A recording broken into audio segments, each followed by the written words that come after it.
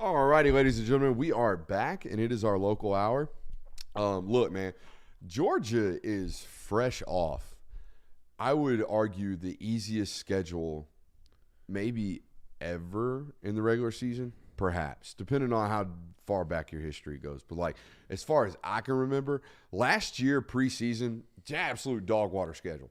I mean, you only had one preseason ranked opponent on the schedule last year, I believe, going into the season, and that was Tennessee in mid-November. Now, it turned out to be a little bit better than that. Ole Miss ended up being ranked. Kentucky ended up being ranked. Tennessee remained ranked by the time you got there. Auburn gave you a sweat. Like, there was all kinds of different things that made it a SEC, typical schedule. But, that out-of-conference schedule, not great, Bob. Like, we all know what it was. The Oklahoma game got robbed, whatever. You can make all the excuses. But, bottom line, not a great schedule last year. Not at all. Probably their easiest. Definitely their easiest under the Kirby Smart regime. And going into this year, buddy, you could argue this is the toughest schedule Georgia's ever played. And we're going to try to make that argument now. Because if you just look at it, preseason rankings, if you go off of ESPN's FPI, Clemson's ranked preseason number 15. You open neutral site there in Atlanta. It's not really a neutral site, but you get it. You're at Texas very early on in the year, number 3 team in the country, preseason rank. You go to Tuscaloosa, and yeah, Bama's in a quote-unquote rebuild and a transition or regime change, whatever. Still a top 10 football team, ranked number 8 preseason. Tennessee, great football game. At home, that's great. Ranked number 13 preseason. And then, oh, by the way, you got to go on the road in the middle of November to Ole Miss, who's preseason ranked number 5. Boys, it does not get tougher than what Georgia has on their slate coming up, other than maybe what Florida's got on theirs. Yeah. But in terms of Georgia history, is this the toughest season in terms of regular season slate that they've ever had? I mean, I would say so. You said, as far as I can remember, because even in those early days, but like before Kirby Smart got here, your out of conference games were like, oh, we're gonna go play Colorado at Colorado. What's up, Boise State? Yeah, we're gonna play Arizona State, like those types of out of conference games, and those are fun because they're teams that you don't normally play. But it's not what you're doing now. No. That are now in conference games and out of conference. So I think it absolutely is. Definitely within the last 25 years. There's only one schedule I could find that even kind of holds a flame to this, and it's the 2008 schedule. You open the season with Georgia Southern and Central Michigan, easy dubs. Then you travel to a South Carolina coached by Steve Spurrier, who always had your number. Clowney? Yep. Immediately after that, no, that was pre-Clowney. Okay.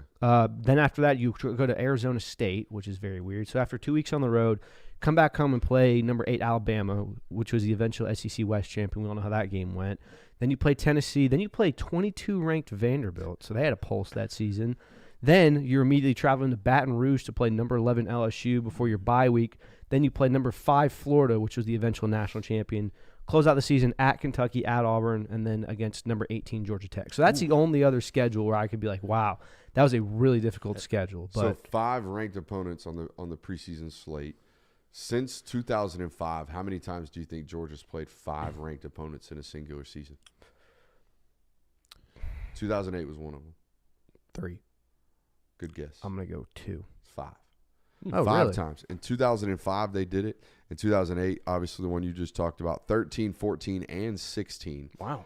Here's what happened, or here's what was happening during this time. Florida was really good. Florida was good? Florida was really good. South Carolina wasn't no slapdick either. Yeah. No, South Carolina was good. Tennessee in the Josh Dobbs era was ranked every once in a while. Like there were things going on in the SEC East.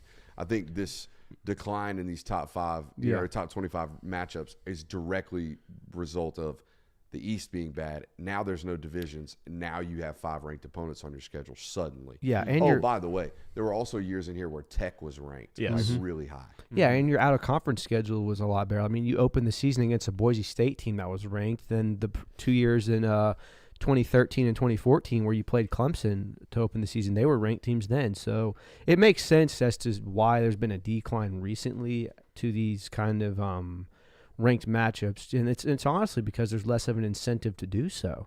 It just so happens that the schedule works out this way because most of them are conference teams. Jake Fromm, Kellen Moore, who you got? Jake Fromm, I guess. I don't know. I don't know, dude. Kellen Moore won a lot of games. He won like 50 games, didn't he? Yeah, he did.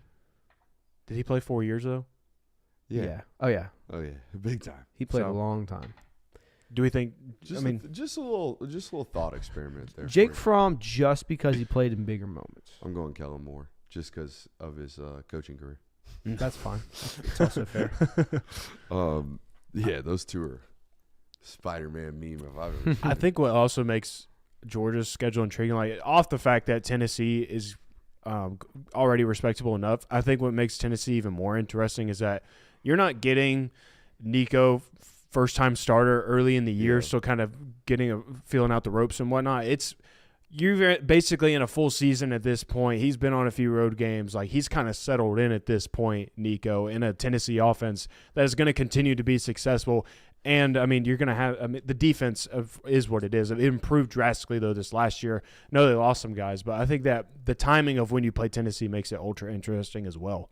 Yeah, and it's almost like you're seeing kind of this resurgence in the Eastern Division. Like for a long time, Tennessee was really bad. Florida is bad still, but South Carolina has more of a pulse. Now you're seeing a lot of these teams that were kind of dormant in the last 5 seasons get better. Not to where the point where it's like, holy shit, these are teams you really have to worry about on your schedule. But it seems like, hey, that's not an easy win anymore. Mm-hmm.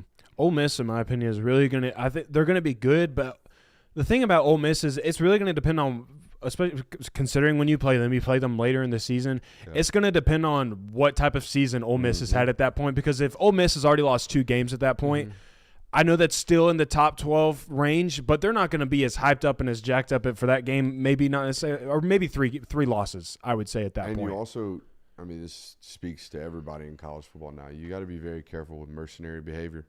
When you have hired guns and there's no longer money on the line or there's no longer stakes on the line, mercenaries tend to pack their shit up and go home. I think we learned that with Florida State.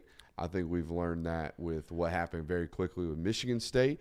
I think we learned that with kind of what happened with Colorado this year. There's Texas a couple games where they A&M. laid their ass down. We saw what happened with Texas A&M, even though that was more of a high recruiting payout type of deal, not necessarily transfer induced. But when you have these hired guns, when you bring these guys in for one season, hey, let's go try to win a title. When the title's no longer on the board, what do we look like in November? Yeah. That is a very, very good point from you.